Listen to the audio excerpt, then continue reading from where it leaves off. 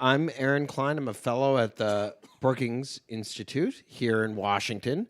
I didn't have to travel very far. My youngest daughter is actually in childcare in this building, so I got to drop her off this morning. You guys are in the Ronald Reagan building, home of USAID and the Environmental Protection Agency, as well as Customs and Border Patrol, or as the Democrats who got to build the building joked, they put all the agencies that Reagan tried to eliminate into the building named after him.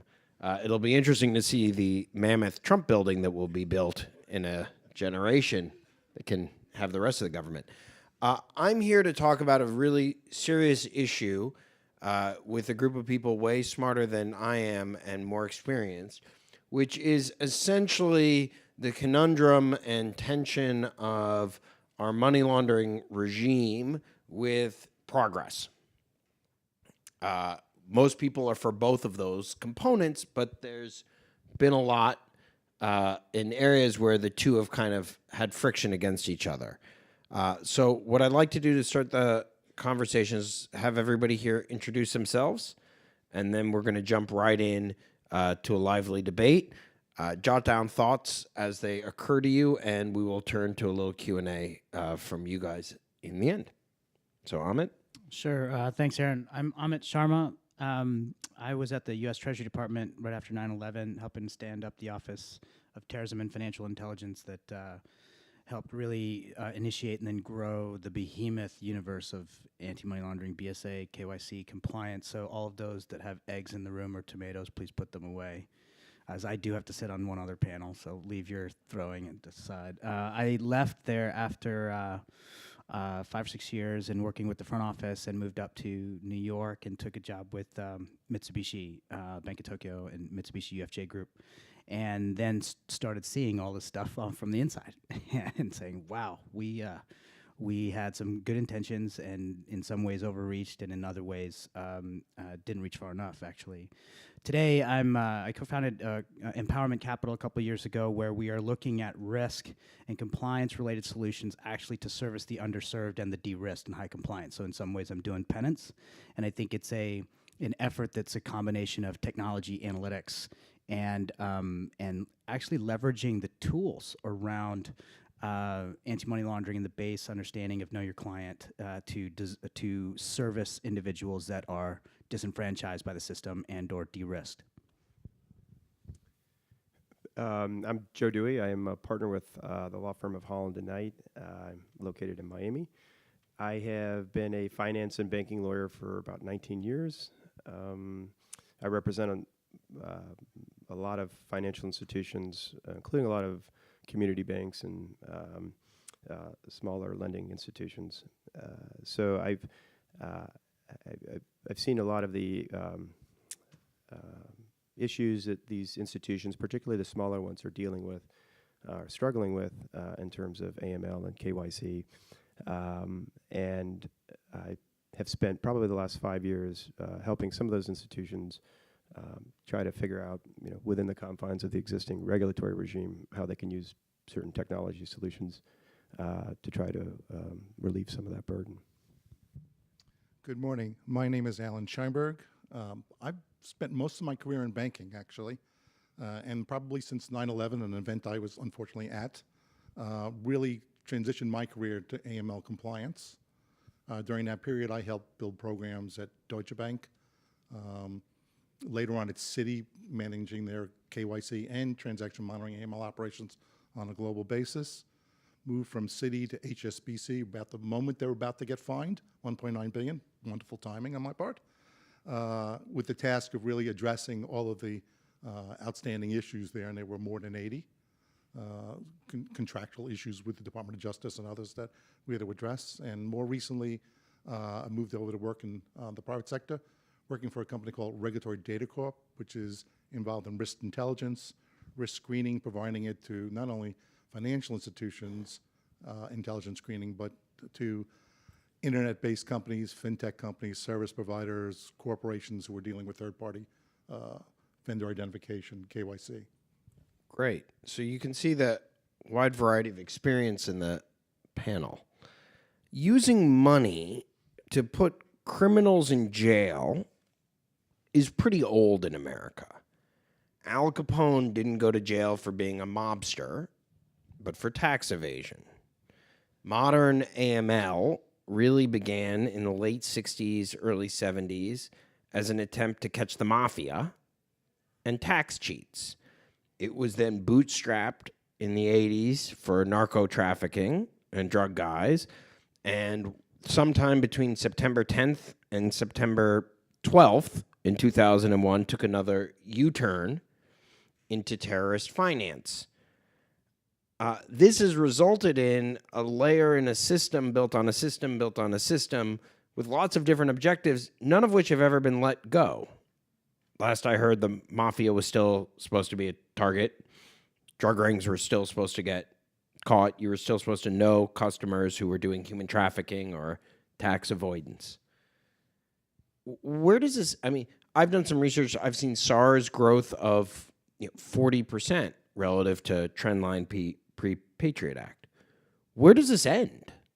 What's the, does this just go ad infinitum? Whatever the next threat is will be tacked on and on and on, and there'll be more folks doing penance? I mean, where's this headed? Is AML going to catch everything? Is it eventually going to catch speeders? Yeah, I mean, maybe it helped catch Elliot Spitzer, right? And so in the filing of a suspicious transaction report. So, Right, and his crime was none of the correct ones I listed. Right. Yeah, and I mean, let's also put it in context too. I mean, money laundering wasn't criminalized in the United States until the mid '80s, right? And so we've been going to sort of old tools in the toolkit, and when 9/11 happened and we were looking at what the heck do we have in the toolkit to combat now this terrorism threat, there was certainly the understanding that you've got military engagement on the one hand to combat a national security threat, you've got diplomacy on the other hand, and you got this massive gray area in the middle, and the idea was the finance and international commerce engine, that system, is a point of not only vulnerability, but also a point of exploitation by those that wish to do harm. And so the idea at that time, well-intentioned, was to say money speaks, right? It has a trail. Can we then look at that trail to identify nefarious activity? Can we then use the choke points in the international financial and commercial system to decipher the network that supports that nefarious activity and then shut it down in ways that will stop ultimately that activity? And in some ways, for those that would be unknowing characters in the charitable organizations, for example, in the context of terrorist financing, would then change behavior. There you have it. And so there was this understanding, at least within the U.S. government, and then in the context of the international system, the Financial Action Task Force, others, to say, okay, how do we look at the gatekeepers, if you will, covered institutions? Who are they? And how can they be better resilient to identify those and shut those down? You fast forward, we have two issues, right? One is the one you just say, where does it all go if we are taking an almost universal Band-Aid approach to this? But the second is equally important, which implicates the first, and that is there's this massive de-risking phenomenon, among others, right? A number of institutions just say, forget it, I am not going to do business with type of customer, jurisdiction, type of transaction, simply because I don't want the compliance risk. Now, systemic risk arguably goes up, transparency goes down. And if we're still going to see financial transactions happen increasingly in the quote-unquote informal or unregulated sector, we are not only doing a disservice, we're creating a system that inherently then drives risk up. And I think at the end of the day, what I think we've seen in global covered institutions, in particular large ones, are as a result of the over $200 billion in fines through 2016, is folks are doing more compliance management, not necessarily better risk management. The two things that strike me as contributing to that are, one, there's a stark contrast in the techniques that your large institutions like JP Morgan use to monitor with surveillance, transactions. It looks a lot more like the systems you use to prevent fraud and looking for patterns and things like that. I think most institutions are still using a rule-based system, basically a checklist of activities that are indicative of laundering. That's not necessarily a very efficient approach. It's going to give you a lot of false positives that you've got to weed through to decide whether you have to file SARs or not. And then the other thing is you have these 5,000 institutions that are not mutualizing that cost in any respect. I mean, everybody's got their own department doing the same thing within the same ecosystem. And it seems there has to be a way to spread that cost out in a more efficient manner.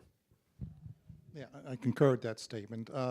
I'd also like to talk about banking in particular and their challenges because, and honestly, they've been foisted on a regulation, and regulations are just getting stricter, and the regulators are really asking for more.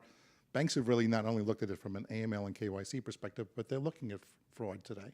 So the heads of the big banks, they're not called BSA AML officers. They're head of financial crime compliance. So compliance and risk assessments are really important to assessing it. But they really work in silos to a large degree. You've got a KYC platform. You've got a sanctions platform. You've got a transaction monitoring platform. And they're trying to feed up. The integration of that and the overlay is really where they're going to start to drive more efficiencies as processes go along. It's something I was trying to do back at HSBC. That's where I think it starts. I think, it's also culture within an organization, which gets back to your risk statement, which is, I was at HSBC and I got fined $1.9 billion. And it was like, what was that, 3 weeks worth of revenue at the end of the day?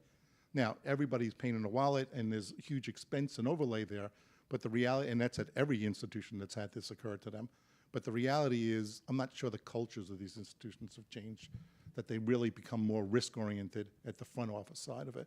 And I really think some of the cultural change, along with system integration, and perhaps not complementing rule-based systems with things like a Watson, which looks at behavior trends and such, really begin to complement the process. And I look at it, I was doing a webinar recently on human trafficking with a bunch of Canadian banks.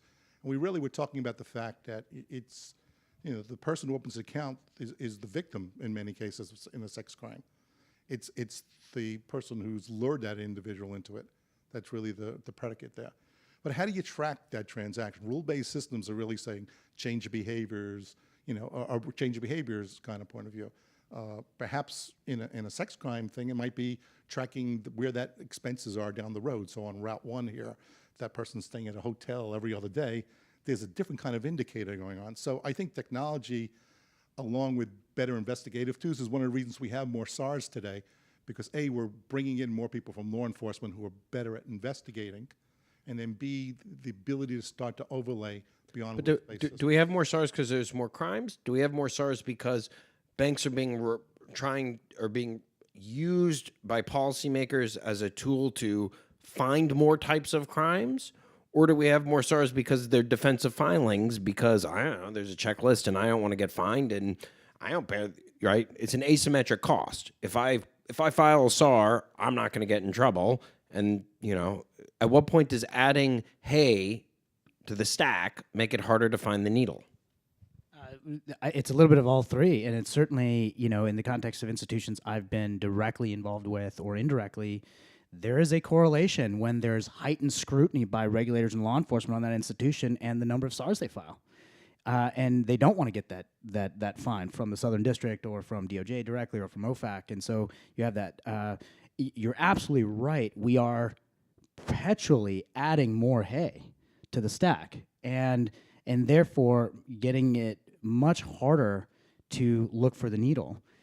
Now, blame can go in a number of different ways, and I'll let the audience decide what percentages or proportions should go where. But some of the larger institutions, and some of the ones that I've been involved with too, are incredibly inflexible, right? And that's a combination of culture, legacy technologies, legacy methodologies, and then the Band-Aid approach that is also in response to the Band-Aid approach to compliance. So when you say let the audience decide, who are the possible people that are responsible? Banks themselves, right?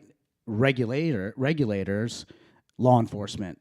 And when I say, I'm drawing that distinction between law enforcement and regulatory because I know this statement's going to be a shock to every one of you, but man, the lack of coordination across government entities alone.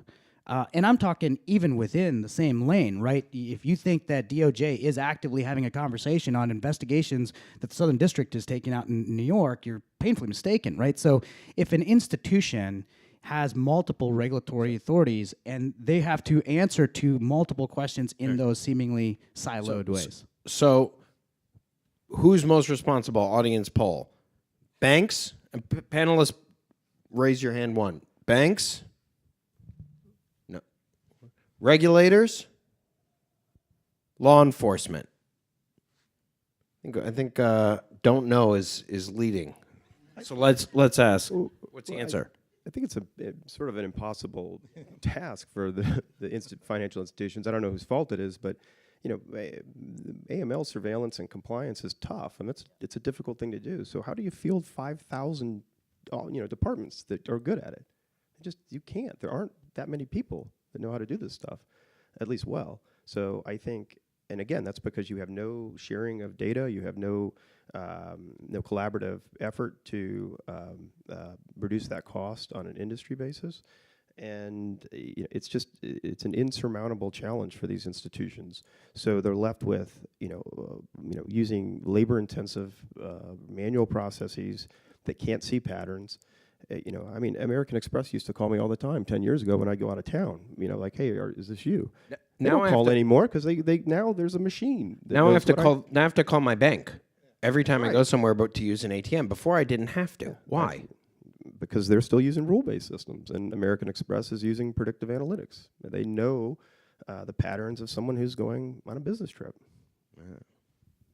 Yeah, I'm going to go back to your original question, who's to blame a little bit, and do a little story, which is hosting a town hall meeting when I was the head of financial crime at HSBC. And as part of that, we were bringing in people, attorneys from the Southern District of New York. We were bringing in the DEA to present some of their views on items, and in this case, one of the regulators. I won't name the body. I actually had to introduce the parties. And this is the same people overseeing us all the time. So there really is an incredible lack of coordination to the point that they don't even know who they are in the same room at times. And that's really making it difficult because I can write the SAR and it disappears into the ether of what's going on in FinCEN. Often it wasn't unusual for me to get the SAR and then literally call the DEA and say, come on in. I can't give you the file, but read it at my desk here. Because you really want to give me a subpoena. Because you really want to take a look at this, because I think this is really bad. And if you don't, I'm going to close this account, and then you're going to lose the trail so you can start the investigation here. And so I really think part of it is the onus on the head of financial crime and the BSA AML officer there to really coordinate parties that are not coordinated and not interested in being coordinated.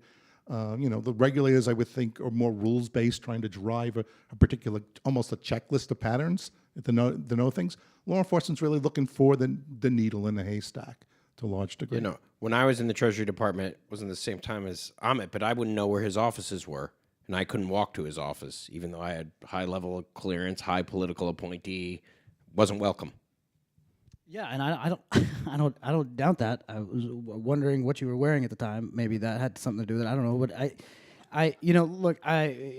the first time that the CDFI met TFI was maybe about 6-8 months ago. CDFI, Community Development Financial Institutions, right? That liaise with a number of the community development banks, right? And the first time that it's a Treasury Department function, talk to the Office of Terrorism and Financial Intelligence on anti-money laundering and compliance-related issues was literally 6 or 8 months ago. It's because of a conversation that I had to broker, 15 years out of the Treasury. So the lack of coordination is, but I'm an equal opportunity antagonizer, so I'll throw one on the banks, right? When you think about just plain vanilla, I'm oversimplifying here. You walk into a bank, you get your account, they do their customer due diligence, enhanced due diligence if need be. All that data is now sitting in the compliance department. 6 months later, you want a credit card from that bank, and you go back to the bank, and the bank runs you through all sorts of rigmarole and mandated, required, background and due diligence, etc. And the bank is sitting on a lot of information of you that they have held, and the bank itself has not gone to their very compliance and AML department. Many banks do this. And 6 months later, you want a mortgage, and you go right back to your bank, and the bank runs you through it again. And then they turn around and they say, man, the regulators are just putting so much, onerous regulation on me, this is, especially if this is a low or moderate income client, it's going to be 26, 27 days to merely process that client, 7 or 8 returns for documentation, when the bank itself is sitting on a ton of information and data. And so the other piece of this is just the ability to translate what is sitting in this growing fixed cost, necessary evil compliance and risk management department in the back end to translating it as value additive to the front end of the business. So why don't they do that? It's just a legacy of process for banks. Banks are really caught up into silos and different business lines, and there is not as much coordination if you stood on the outside and looked in that you would think of. Compliance officers have a real challenge of just trying to get data from the different business lines and trying to integrate it and standardize it. If you work in a global bank, it's even more difficult in many cases because they may have a bank-in-the-box kind of platform, but they may code it differently. What debit's a credit, and a credit are 2 transactions in one country, and it's 1 transaction in another country. The ability to share data across borders makes it difficult. Ability domestically here to share data within the businesses. So if you're an owner, if you've got a corporation and you're in wealth management, for a compliance officer, how do you tie that all back together from a beneficial ownership point of view? And the regulatory it becomes a real challenge. And privacy issues could be different jurisdiction to jurisdiction. Absolutely. You also have vested interest too, because it's a payroll issue at a bank. So if you do figure all this out, then you're going to cut half the payroll in your department. So I don't know too many department heads who are interested. You're saying compliance officers don't get bonuses for cutting their costs? No one gets bonuses at community banks. Yeah, it's probably true to community bank, but I actually think a little bit opposite for the regionals and the larger banks in the U.S., which is they're really under a lot of expense pressure because clearly with interest rates, slow growth, they really have got to think through the process differently. And I believe long term it's going to be technology and integration, as well as the ability to perhaps use a joint service center or outsourcing a lot of this business to a common provider who can do at least a lot of the background work and provide the technological overlay that you as an individual institution couldn't invest in. So let me build on that. Name one thing that financial institutions could do today to make their system better, safer, cheaper, more secure, and then one thing that third-party providers could offer to achieve the same goal that's completely allowable today. Start in the end and come down. That's a tough one. That's actually a tough one because there are rules around safe harbor and regulation. I tell the story of many years ago. We went to FinCEN, the clearinghouse, and said, hey, we would love to screen it in all one place. So all of us major banks and all of our associate banks, we want to do it in one place. And the clearinghouse came down to Washington, D.C., this is at least 10 years ago, and said, listen, we'll even seed the regulators in the shop. Okay? So you'll have firsthand view of what's going on amongst all these banks that are dealing business in the U.S. for clearinghouse transactions. And at the end of the day, they said, great idea, love it. We're not going to protect you banks from a safe harbor perspective. So all the banks said, well, I can't lay off my risk. I can't share risk with the other institutions. I'm not interested in doing this, okay, because I've got to protect my own risk franchise and my own reputation, and hence they pull back. So I think one of the things is, from a regulatory point of view, I think we've got to rethink the way we allow banks to share information and to work together. Every time we have a conversation, even in my new role today, where banks want to share screening applications and processes, it always becomes, how do you partition the data? My data, your data, common sense of workflow here. And it's all around safe harbor and data protection laws that are really forcing banks to continue to work in silos, not with each other. I agree with that, and I think in part the banks, outside of again the top 5 or 6 largest U.S. institutions, they need to spend more time on education within the institutions to understand the technology that does exist to allow them to do that. You can anonymize data, particularly with distributed systems, in a way that you can comply with privacy, but you have to have people within the institution that get comfortable with those systems, which means you have to understand them, and they don't understand them. And the regulators aren't going to give you a free pass. You can't go to the Fed or the OCC and say, well, is this system okay? The answer is going to be, that's for you to decide. So I think they need to start now, because takes a long time to figure this technology out and get comfortable with it. Yeah, I mean, I agree with both of these. I would to specifically answer the question, I would look at a couple things that banks can do today. One is in looking at the advanced analytics and technologies that can, in fact, look at patterns and share metadata in ways that absolutely can protect privacy, because it has the twofold consequences. One, benefits, I should say. One is that institutions themselves, bank and non-bank alike, can now share information in a way that not only protects that privacy, but also looks for needles in a much lower, haystack. But two, that data then has tremendous value when we think about addressing needs of our customers. Because let's remember, at the end of the day, you can boil down everything we were trying to create or bolster or strengthen within the context of AML and BSA is know your client. Do you know who you're banking? Source of funds, transfer funds, beneficial ownership, et cetera, right? The second is that I would say is and it goes back to the thematic earlier on, which is really understanding risk better versus just compliance. And this gets to the inherent issue around rules-based versus risk-based, right? Regulators like the flexibility of being able to say, right, show me that you have a comprehensive process. But if you talk to a lot of compliance officers, and some would admit it, many would not admit it, including folks that were former regulators, hate the risk-based approach. Just give me rules, because if I can go down that checklist, then I will have complied.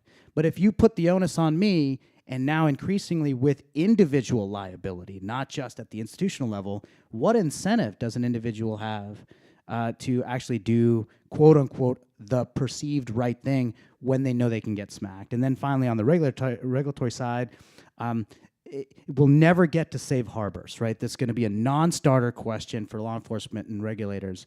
However, there can't simply be a repository of information, a one-way street for that, whether it's a SAR filing or what have you. There must be two-way feedback mechanism to institutions on what's the value of those SARs that you've provided, how have they aided investigations, so that culture and technical expertise can, in fact, grow in risk and compliance departments. So I'm going to ask folks to start queuing up right there so that everybody here can hear your audience question. And as folks get up to stand up and queue, I'll ask one kind of final question of the group. If at the end of the day, how would having one secure identity on a globally agreed upon framework solve or ameliorate what share of these issues? I think just quickly answer it in two ways. One, at least bringing into the system, and when I say the system, formal or informal, the access to credit, deposit, take, and transact, right? Basic payment services. Those billions of people that are fully off the grid, right? Just don't have access simply because they lack the identity to do it. So that's one huge benefit, which then has macro, tangible benefits when we think about systemic risk and economic resilience broadly. So however we get there, whether it's a universal form, what have you, it's being able to bring folks into the system and therefore then highlight that we can track, transaction monitor, and leverage that data to better serve those customers and their needs. Yeah, I think at a minimum you knock out a lot of redundant work on the financial institutions. There's no reason if you go open up a bank account with Bank of America and then 6 months later you want to open one up with Citibank, that they should do the same process again if you were using a common protocol that everyone had agreed upon. That you can come up with what frequency you have to be revetted, but assuming it's a short enough period of time, it just doesn't make sense to be doing the same check over and over and over again. Yeah, I firmly agree with both gentlemen. I would say it this way, which is I think it takes a lot of administrative burden away from the banks, from identification, particularly in the retail banking space and the community banking space. I do think there's still the questions that you can answer at a universal level, on a corporate level, who are the beneficial owners, Do they have a corporate license? If you can, the more you can put into that standardization, the more then banks can really start to really look at clients and assess the client and know the client better. Because I've always gotten away from the fact that it's not a checklist process to know your client. It's really understanding what they're doing, and then once you've onboarded them, what their behaviors are within the institution versus what you expected them to happen. Good morning. My name is Andy Fernandez. I'm also with Holland and Knight, and I advise banks on BSA AML matters. And I think at the end of the day, the banks really aren't managing BSA AML risks. What they really are managing is regulatory risk. While the banks are concerned whether they have accounts and transactions for the bad guys, they're really more concerned what's the examiner that shows up on Monday going to say about my program? What are they going to say about my policies and procedures? So I've seen the smaller community banks hesitant on embracing innovation and embracing technology, because how is that going to be looked at by the examiners? How is that going to be looked at by the regulators? So I asked a different question to the panel. I'm hearing a lot about, well, what can the banks do? What can the banks do? Well, what can we be doing to teach the regulators or to get the regulators to understand and embrace this technology? Because I see it in my daily practice. The banks are ready to adopt this. The banks are ready to embrace this, but it's this regulatory risk that they're scared to death of. So I'm curious to hear your comments. Yeah, I was just going to make one point. You see the only headlines you see are the banks that get fined $1 billion. The HSBCs, and they're not happy about that. But at the end of the day, they forget about it in a couple weeks and move on. It's the community bank who gets fined $11 million for an AML BSA matter, and that represents 5 years of profits for some of those institutions. So it's devastating. Banks are going to respond to the incentive structure that they're operating in, and if the regulators are going to dole out that sort of punitive enforcement, then they're going to design their systems to avoid that, not catch bad guys. And I would just add both to the question as well as the comment here that the majority of institutions in the ABA are the small institutions, right? And yet regulation ends up being defined many times because it's informed by who's got the power play in Washington, right? The largest banks. And yet the other phenomenon you have is that when de-risking occurs, the quick anecdote is embassy banking, if you remember that, right? And the scrutiny that folks were looking at embassy banking, and then Riggs Bank and shut down, et cetera. But a number of embassies were then going and shopping for service to other banks, and they were going down, the second tier, third tier, fourth tier, fifth tier banks that have correspondingly lesser sophisticated, and this isn't a subjective statement, right? Lesser sophisticated expertise when it comes to compliance for that kind of high compliance banking. So we got to find that strike. But let me jump in on this, because a couple things. One is small banks have tremendous power in Washington. Tremendous. They get carved out of lots of stuff at their political will. On the other hand, to answer the question, in Washington, I hear a tremendous amount about reducing regulatory burden on financial institutions to allow them to lend more money and make the economy grow. That's a meta theme supported by the administration and by the leadership in Congress. It is 98% of the time followed by the words Dodd-Frank. It is less than 1% of the time followed by the words AML BSA. And with the exception of the clearinghouse, which has done some work, which is also a part of, the vast majority of this is chasing and relitigating decades-old fights and not about actual compliance costs. So to the banks, focus your political and lobbying efforts in Washington, which are substantial and powerful, on the drivers of your cost structure. Right. Yeah. Well, I don't disagree with what you're saying. I don't think banks really push it, but I think it's a sensitive topic, AML, because every time you move, someone's going to mention terrorist financing, and so it's hard to sort of back off having these kinds of controls in place. And that's really what regulators look at to a large degree. I do think, as far as the technology question, I do think there are approaches to going to the regulators and demonstrating a better approach. And I know, in fact, regulators have come and said, I don't really love that system for monitoring. I like this and this. So even though they won't overtly do it, they'll do it under the table. And I think it's incumbent on some of the large technology companies who provide this space to actually get in front of regulators and say, I've got a better way of doing it today. And I've got banks who are willing to work in the sandbox with me today.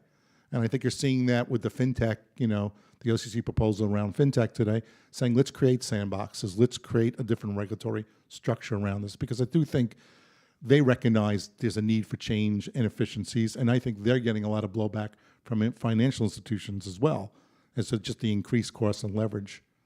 Yeah, to my partner's point, I do think you're right. We should focus more on efforts to get in front of these agencies than lobbying Congress for repealing legislation that most of them don't even understand anyway, and aren't complying with to start with. A lot of it's not regulatory; it's the FinCEN approach. When you say that's fair, rule-based systems are horrible. Yeah, I think that's absolutely right, and you make an absolutely fair point vis-a-vis overall power in Washington, and that's for sure. I would draw the same distinction though as it relates to AML. Right, we don't have the Third Bank of Kansas sitting in these larger AML conversations because of the compliance issues that they face. Right, those are your J.P. Morgan, Cities, et cetera. Right. Hi, my name's Rainey Reitman. I'm with the Electronic Frontier Foundation. I've loved this panel. I feel like I've learned a ton. I'm not a finance expert. I am a free speech expert. And the way I've been approaching this issue is I've been dealing with websites who do not seem to be engaged in illegal activity, who have their bank accounts shut down. And I've talked to payment providers.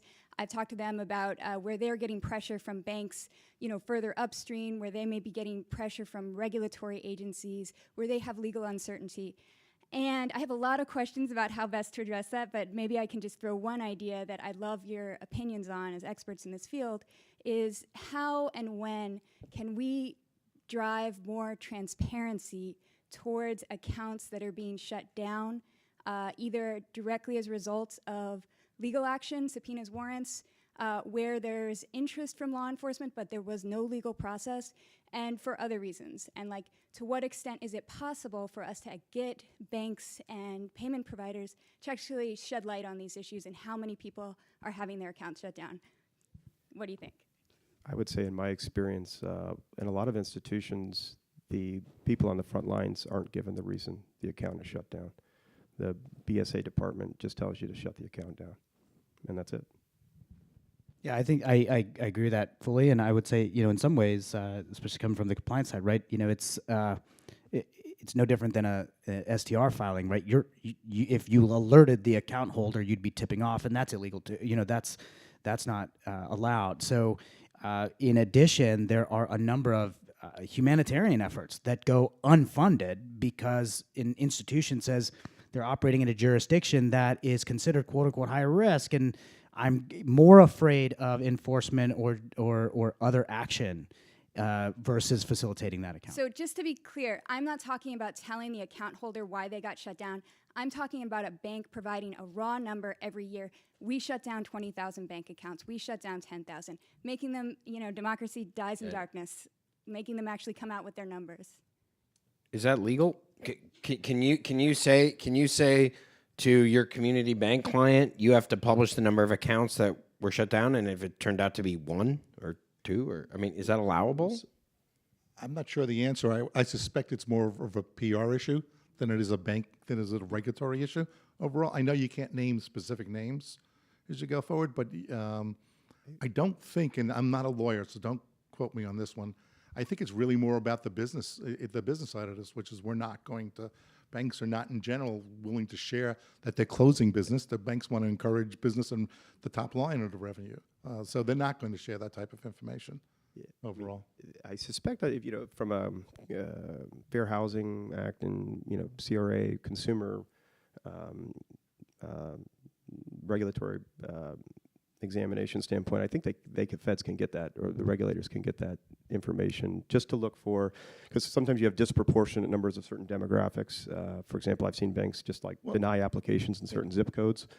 Well, I agree with that statement, but I think that's nothing. They don't publish that, the regulators, and it's not unusual. I can talk about correspondent banking and de-risking, where they come to you and say, "How many did you onboard this year?"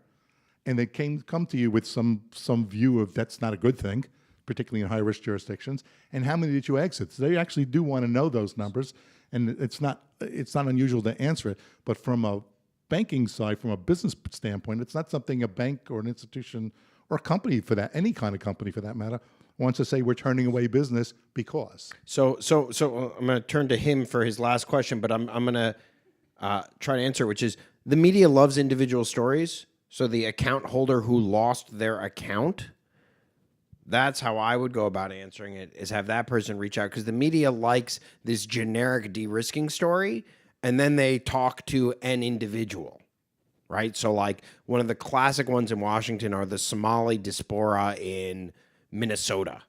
I don't know how all these Somali refugees ended up in Minneapolis, but there are a ton of them, and they lost a bunch of accounts. And then you talk to one of the banks that de-risked, and they say, look, they're compliance, blah, blah, blah. And then there's a Somali individual who has a mom who, has a story, and that's the lead story in the newspaper. And that's the quote unquote face of the story. So that's how I would answer your question. So you get the honor of the last question. So I'm hoping, there's two. Okay.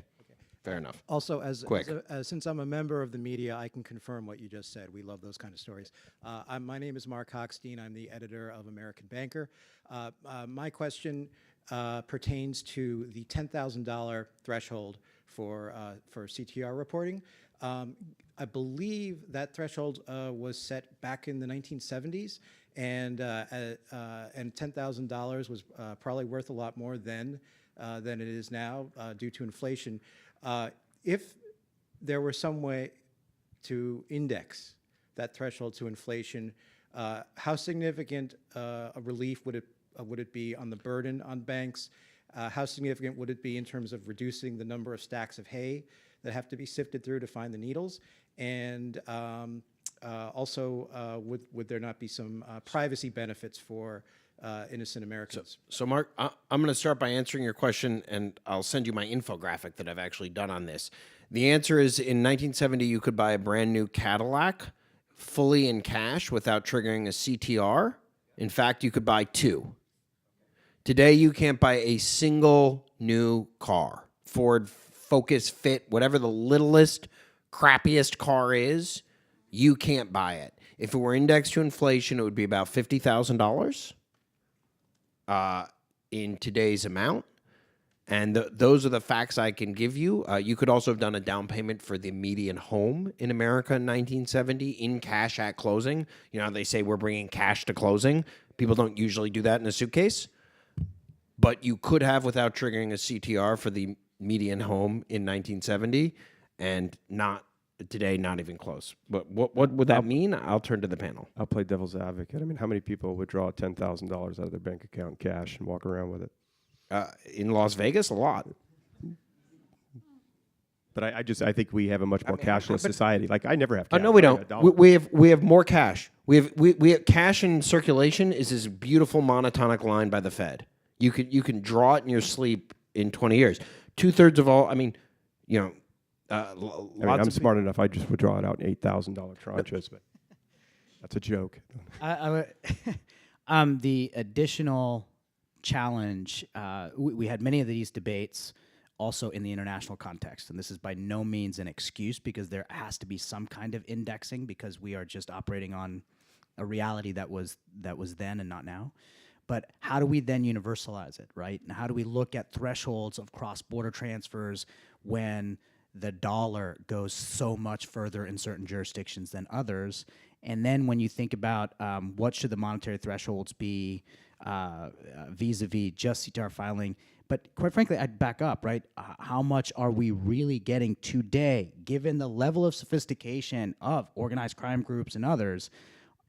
Knowing that there's a $10,000 threshold, there are 47,000 different ways to get around extracting stores of value and transferring them without ever touching the threshold around the CTR.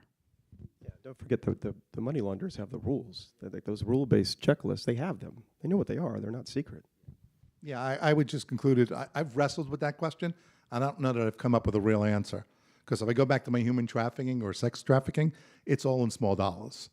and it all compiles up, and it's 200 here or 300 here, and it's less than the $10,000 the number that we're talking about today. So a lot of crime and drug trafficking and sex trafficking and human trafficking, it really works below that line. But, I didn't have a big retail bank that I watched, and my experience overall was, where we knew there were a lot of cash deposits and withdrawals, department stores, things like that, we had exception lists and rule processes around that. When it was, the individuals, that's where but it was a very small percentage of the overall piece of business I dealt with. So I haven't really formed a real opinion. All right, so you get the last question, so make it the best. Okay. My name is Ashish Arora. I come from Equifax. So first of all, thank you. I found the discussion very interesting. There were 3 things that I liked particularly. First was the 2 billion versus 11 million, 3 weeks revenue versus 5 years income. I think that comparison was very compelling. I read somewhere, Norway, somebody was fined for speeding $500,000 because it's tied to their net worth or income. While here, $140, I mean, come on, I spend that much on food weekly or more. The second part that I really liked was a part Amit made about asking the same information again and again. And then Ellen confirmed, about silos. So I think that was very interesting. The third, and the point that would lead me to my question, complexity of regulatory structure. So not the regulations, but their agencies, they do not know within them, they do not know outside how they are connected.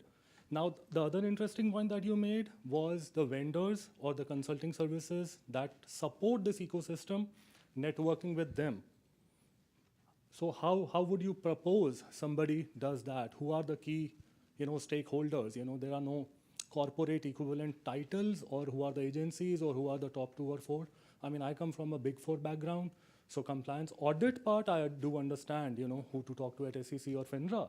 But in this landscape, let's say at FinCEN, for example, who are the key stakeholders who might be interested in this stuff, saying this is better, not covertly, but under the table. I don't think you're ever going to get a regulator to endorse your product or service.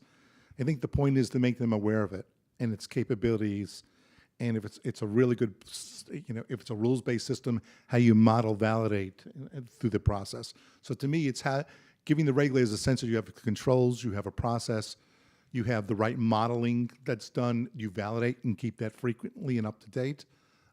And that allows you to basically, when you go in there, not to get an endorsement, to be able to say you've shared it with the regulators and they've looked at it and no one's come back to you and objected. But I don't think you're ever going to get an endorsement from the government to buy this service versus another. I think you can direct them to understand their product better so that when you're sitting in front of a client, you say, yes, we've demonstrated, we've showed it to them, okay? We haven't received any real significant objections around the services. And credit bureaus may be one of those, areas where, they do have data that crosses, institutions. You have to report every account that's opened by somebody to the bureau. So, they may be sitting on a tremendous amount of data that could be useful if it was actually, analyzed appropriately and, made available to financial institutions. Just a supplemental feed of data that can supplement their systems. I think on a one-off basis, we're seeing greater coordination between industry and the government itself. Various departments or regulatory bodies are proactively reaching out, and there are some innovative folks that are trying to do that in a cohesive fashion. I think just as we talked about on the banking side, understanding the expertise, also it needs to happen inside regulators. So it's a reality that what happens at the OCC here in Washington, it sometimes never translates to the field office that ends up going and examining the banks. And so there could be a full-on prioritization here in Washington that is never communicated well to the field examiner. And what ends up happening, smaller banks in particular, or even larger banks that have multiple, big footprint, are regulator shopping and are figuring out the best way to manage that existing relationship to be in regulatory compliance. Great. Well, join me in thanking the panel for a wonderful conversation, and I believe lunch is next.